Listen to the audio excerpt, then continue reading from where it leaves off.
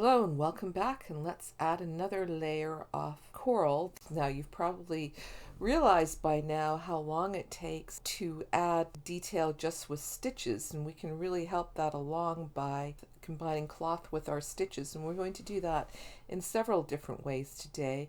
And now I find using cloth that has tiny little textures or patterns on it really a really good way to do this. But if you don't have any textured cloth, you can definitely make your own. Let's take a piece of cloth and create our own patterns on it just using a Sharpie, a simple permanent marker. Now, this obviously will work best on paler, lighter colored cloth. It doesn't have to be white. I'm using this sort of blue mottled piece of cotton here, and I'm just adding some simple dots and dashes and lines. I've had good success with the black Sharpies drawing on fabric even when I've washed pieces. And now I know Sharpies come in many different colors, and there are other kinds of markers as well. The thing is, sometimes the colored Sharpies, although they claim to be permanent, they don't last. The color fades. The next thing I'm going to do is I'm just going to take that piece of cloth that I've textured, and I know it just looks like a piece of cloth with some scribbles on it right now, but I'm going to cut it into a blob-like shape and then find a place to place that on my cloth. And when I add the stitches, it's like magic. It will really change its appearance and create a very textured, organic looking piece.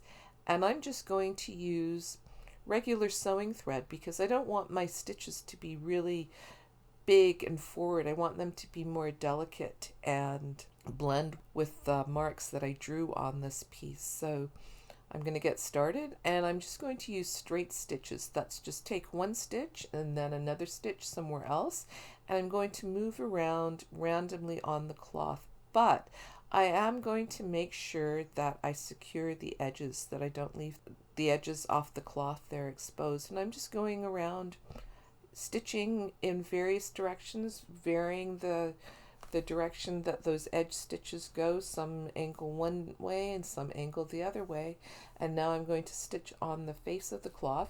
You can just stitch around the edges if you like, but if you want to add more interest and more texture to your piece, then stitching on the surface off your cloth really creates this really cool, interesting texture. One thing that I will mention is that don't be afraid to cover up stuff that you've done before.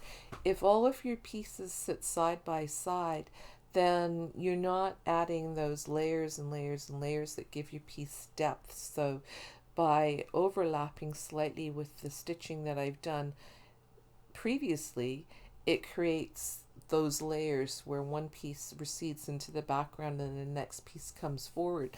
I'm not overlapping a lot because I don't want to cover up all those beautiful stitches that I've done, but I can certainly cover up a little bit of them in my quest to create layers.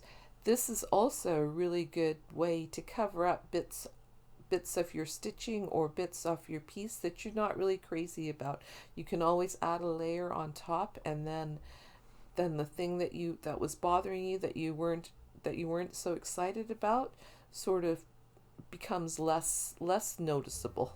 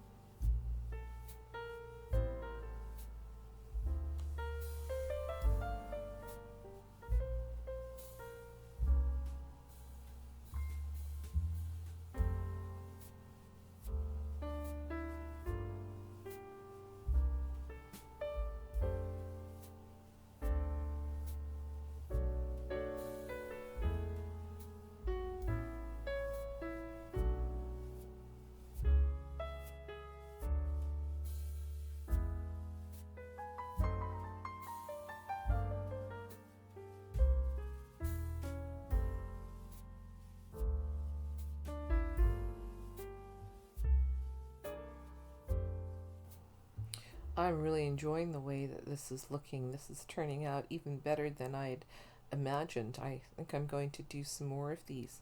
And now another thing that I will mention is that although we're focusing on coral this month, you can work back and forth if you want to add some fish in front of your coral.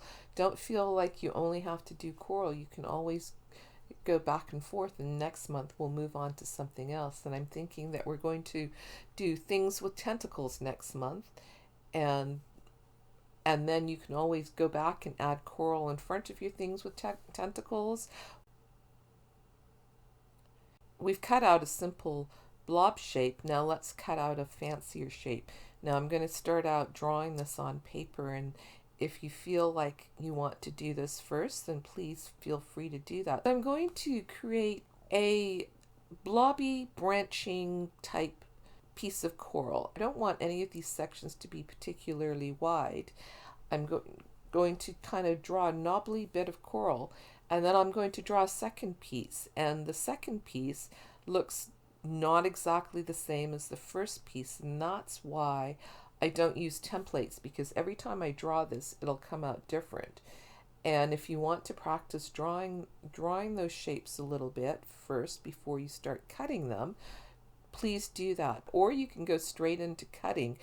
And so what I'm doing is I'm cutting these narrow, kind of knobbly, wonky little bits of cloth, and I'm not going too thin, and I'll show you a different way if you want to make really fine lines, but I'm not going too thin, so I don't want the cloth to become fragile and start to fray. But I'm just going around and cutting knobbly little bits, branches, and I don't want any of the areas to get too wide or too narrow. If you think of the branches of a tree, just sort of just right. And then once I finish that, I'm going to look for a place to sew my cloth coral onto my scroll here. I decided that this dark piece of coral was not working very well on the dark colored fabric. I decided to put it on my light colored hexagon. I'm going to do a similar thing that I did for the blob before. I'm just going to use straight stitches to sew this on, but I've noticed, because I've got the dark thread which showed up really nicely on the light colored piece of coral that I just did, it doesn't really show up very well, and my stitches are not going to be very noticeable using the dark thread on top of this dark cloth. So I'm really going to focus my stitches going around the edges to secure the piece down. If I'd used a lighter color thread, then it would have shown up a little bit more, but I'm just not going to worry about that too much right now, and I'm just going to go around the edges. And then I had an idea when I did the red lacy piece that's sitting beside it. I did a lot of our friend, the fly stitch, coming off the edge that created these really interesting little very fine lines of coral. And I thought, what if I do that on top using this dark thread, which is going to show up on the yellow? I'm going to do that on the edges of this piece as well. And I really like the way it looks. It's kind of extending the cloth, so it just doesn't have such a bulk. It sort of creates a delicate lacy edging along the outside of the coral here, and I really like the way it looks. And then I decided to switch things up. Instead of just using the fly stitches outside, sometimes I did fly stitches and sometimes I just did straight stitches, and kind of like the way it looks. It just has a really nice addition to the outside edge. Now, of course, this takes time. It's all slow stitching. None of this is particularly fast. And just don't rush. Just, if you only get a little bit done, that's fine. If you get more done, then that's great too. And if you're finding you don't have the lots and lots of spare time to work on this, well, maybe make a smaller piece. Instead of making a long scroll, make a hexagon like I'm doing here. And this is what I think. Then you can feel that you can finish your hexagon and then feel a sense of satisfaction, rather than having this endlessly unfinished scroll sitting and staring at you. And if you finish your one hexagon, as I'm looking like as I work on this piece, I don't think I'm going to be able to stitch on this much longer. It's getting quite full. So then I'll start another one, but at least I'll have one finished.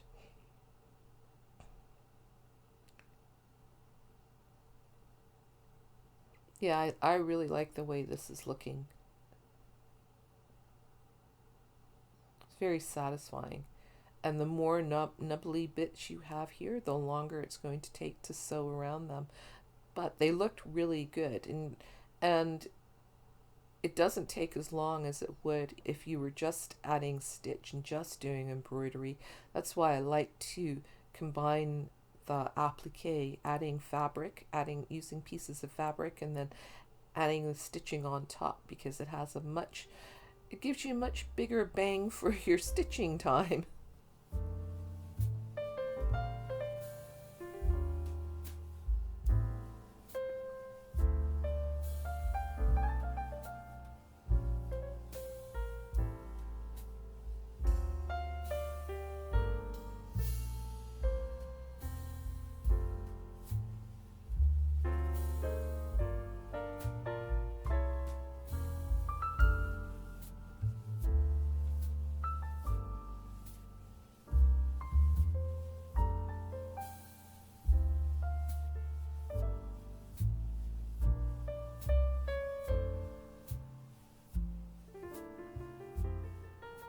There are so many ways to create coral-like shapes, and I'm certainly not an expert in what coral looks like.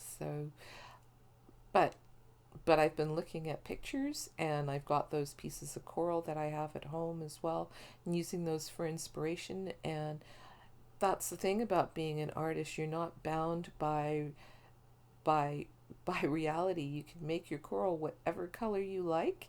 You can make the shapes however you like, whatever makes you happy and works for you. It's all good, because that's the joy of being an artist, is that you don't have to slavishly copy something else, that either reality or something that somebody else has made. You can make your own decisions and decide how you want things to look yourself.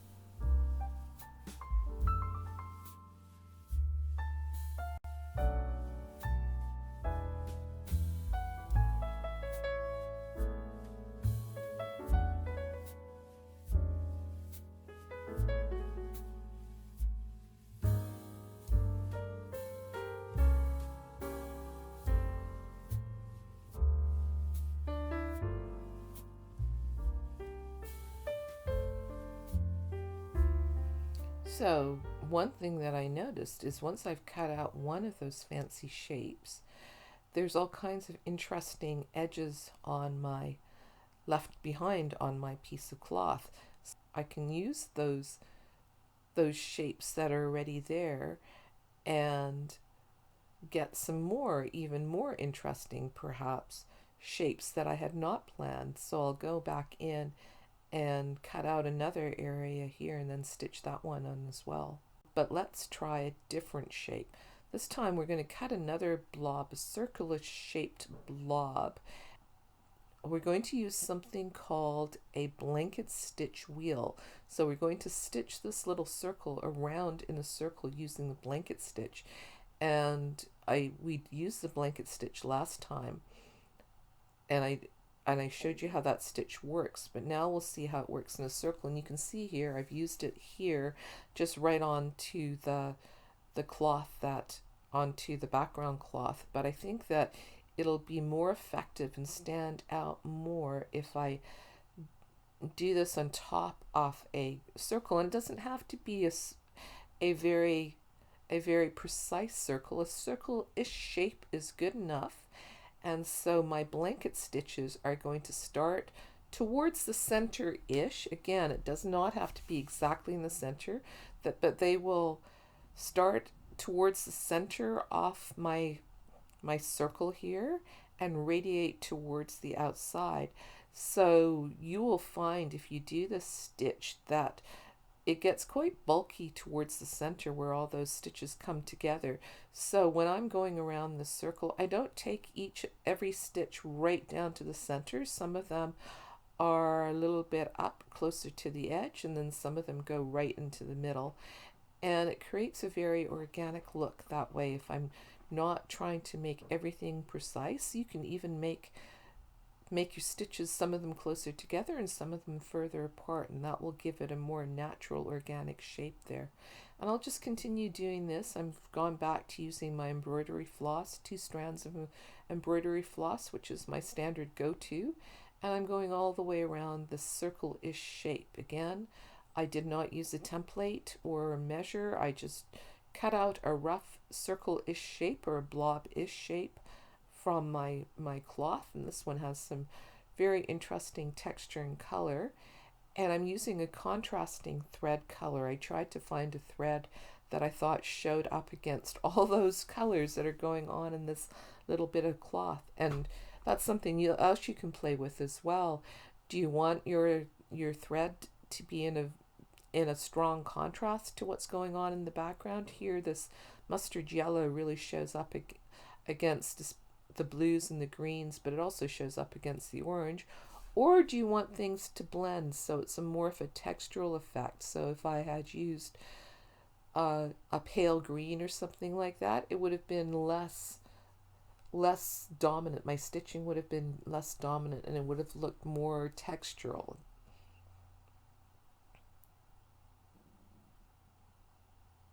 And again, it's not fast. I keep reminding myself I'm not in a hurry here. I'm doing this to enjoy the process. And I turn my cloth, and that's one thing about turning the cloth around when I'm working on this hexagon. It's a lot easier to turn it around than when I'm dealing with the scroll and having to move that whole long length of cloth around, and so it doesn't get all twisted up. So that's another thing to think about if you'd rather work on a shorter length, and then you can always sew them together afterwards. Even on your scroll, you can work on a shorter length of scroll and then figure out a way to connect the pieces together. And I'll show you that a little bit later, because I've actually been sewing additional lengths off my scroll on, because I was running out of places to add interesting things, so I've added a little bit of extra cloth onto my scroll. I'll show you that in a little bit.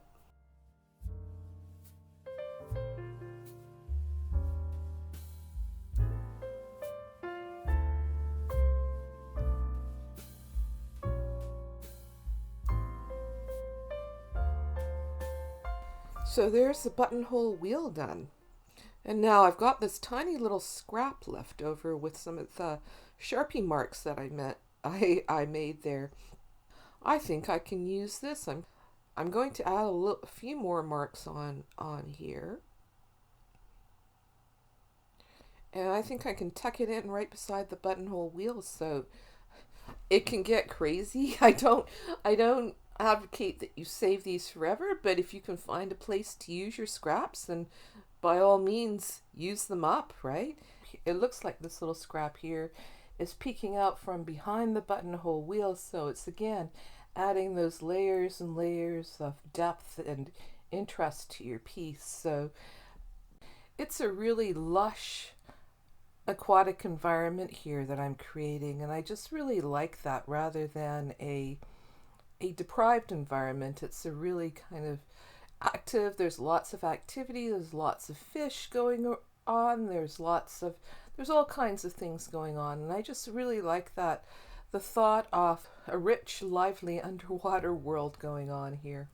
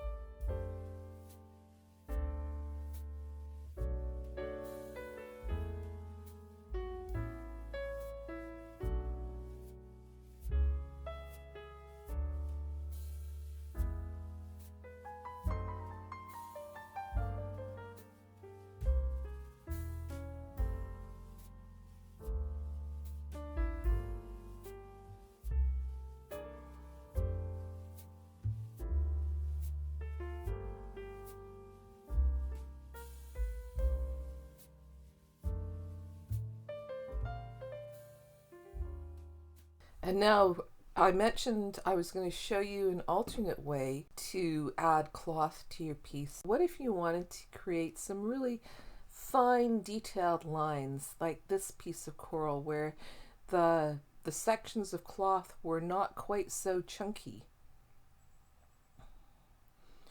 This would be, if you were to cut that out, it would be really fiddly to work with. So what we can do instead of cutting out the cloth and trying to cut out those really fine lines in the cloth and then sew them down, what we can do is we can take a larger piece of cloth, and just as I'm drawing these lines here, we can stitch those fine lines and then cut the cloth afterwards. So let's give that a try.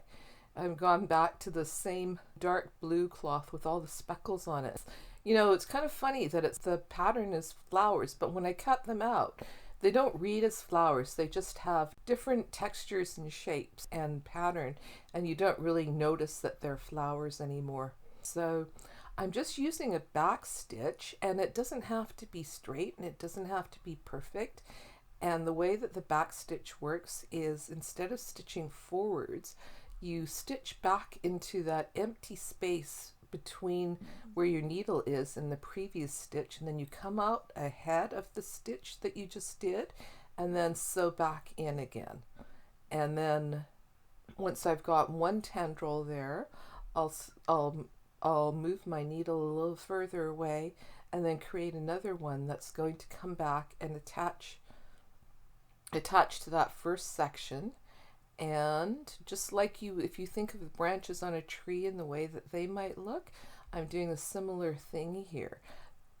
But I'm making sure that I'm leaving lots of open areas that I'll be able to clip away, to cut away afterwards once I finish the stitching.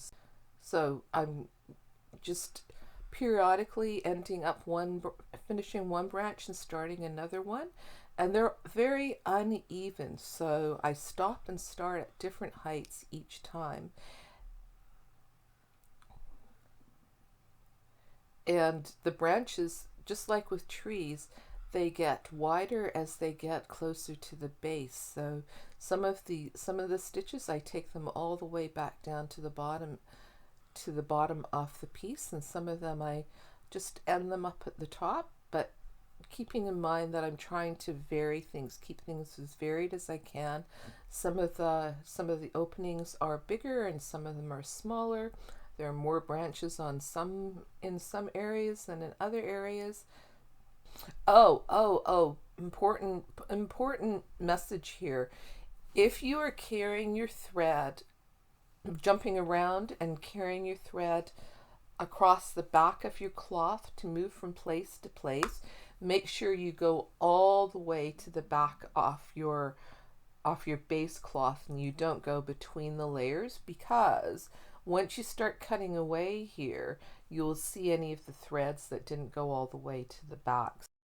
And then once I finish that, I will then go in with my scissors, and this works better if you have very fine scissors with really pointy ends, and then I'll clip around all my stitching lines, and I find that it works best if you cut into the long narrow areas rather than trying to cut right around them. I just go in from the top and from the open top into the V there, and on each of those shapes. And so you can kind of get the idea of what kind of shapes would be easy for you to cut around. So I think it was a really good idea to do a simple one first, and then I'm sort of getting an idea of how easy or hard it is to cut into those corners. And I don't have great scissors. I don't have any good, nice, pointy sewing scissors. All my scissors are things that are used in kids' craft classes that they have lumps of glue on them.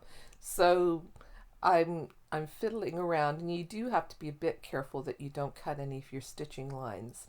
I almost carried my thread just behind that dark blue fabric, but then I realized, oh, when I cut this away, well, first of all, it might show up, but also if it's the threads carried across just that at that level, it would be just so easy to cut through it and then then all your stitches will come unravel. So just make sure it goes all the way to the back, and then you know you're not likely to cut through it. But make sure you don't cut through any of the stitches on the front as well.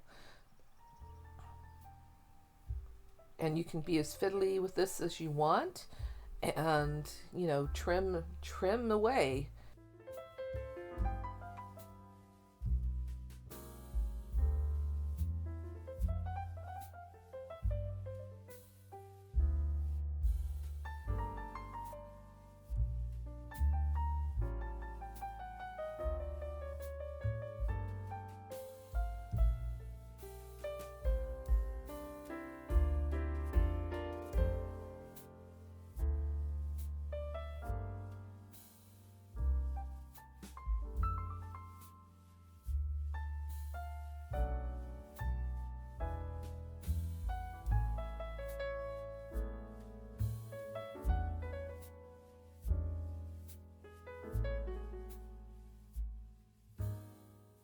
That looks pretty cool. I like the way that looks. And then off camera, I noticed that there were all kinds of leftovers from things that I cut up, pieces of cloth that I cut up before. So I started sewing those on in different areas of my cloth and adding layers. And I've got one more video coming which will show you how to create even more layers and more texture. So have fun with this for now, and the next video should be up pretty soon.